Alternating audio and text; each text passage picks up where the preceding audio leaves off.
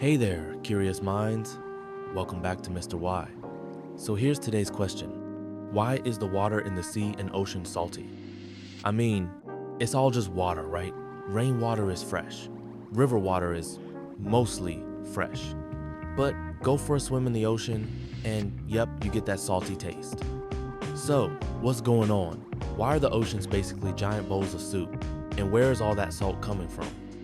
Let's dive in, pun totally intended. What makes seawater salty? First, let's talk about what we actually mean when we say salty. Ocean water contains all sorts of dissolved minerals, but the biggest one by far is sodium chloride, the same stuff we sprinkle on our fries. In fact, if you scooped up a liter of seawater that's about the size of a big bottle of soda, you'd find roughly 35 grams of salt in there. That's like 7 teaspoons. But here's the catch. The water in the oceans didn't start salty. Earth's early oceans were much fresher than they are today. So how did the salt get in? The Great Salt Delivery Service. It all starts with rain.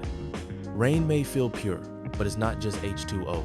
As it falls, rainwater absorbs carbon dioxide from the air, turning slightly acidic.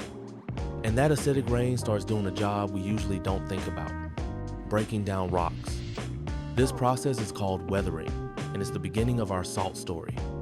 As rainwater flows over rocks and through soil, it picks up all sorts of minerals, including sodium, calcium, and chloride ions. These minerals get carried into streams, rivers, and eventually into the ocean. Think of rivers as long conveyor belts carrying tiny amounts of salt to the sea 24/7, 365 days a year for billions of years.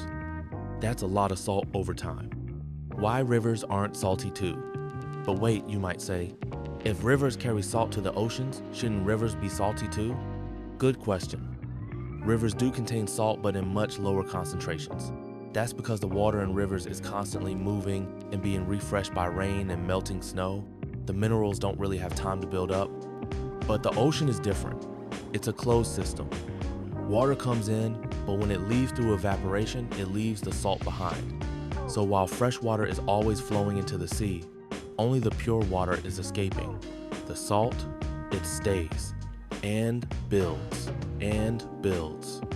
for millions of years. Why doesn't the ocean keep getting saltier forever? Okay, so if rivers are dumping salt into the ocean nonstop, why hasn't the ocean turned into a giant salt cube by now? Another great question. The short answer is balance.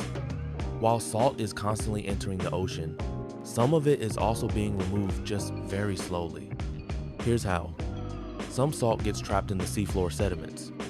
Certain minerals, like calcium, get used by marine life to build shells and skeletons, and underwater geological processes can lock away salts in the Earth's crust.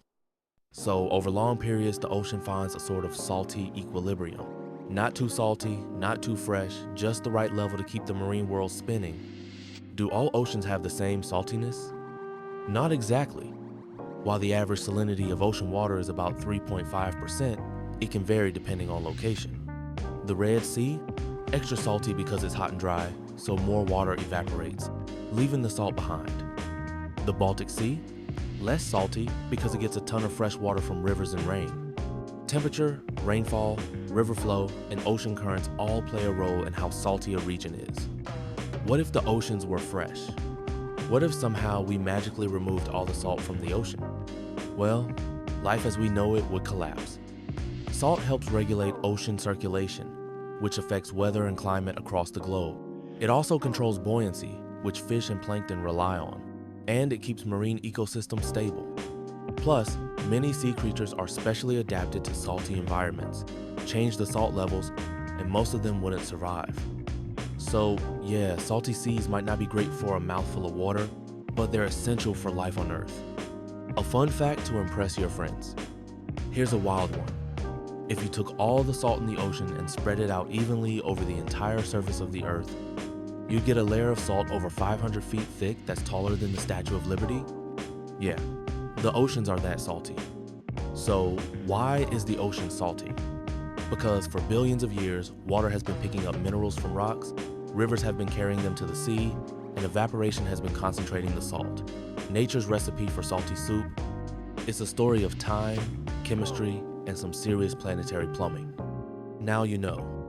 If this video made you go, huh, that's kinda cool, hit that like button and subscribe for more bite-sized brain fuel. We've got tons of mysteries to unravel, and we want you on the journey. Thanks for watching, stay curious, and as always, think more, know more, subscribe, and start seeing the world differently.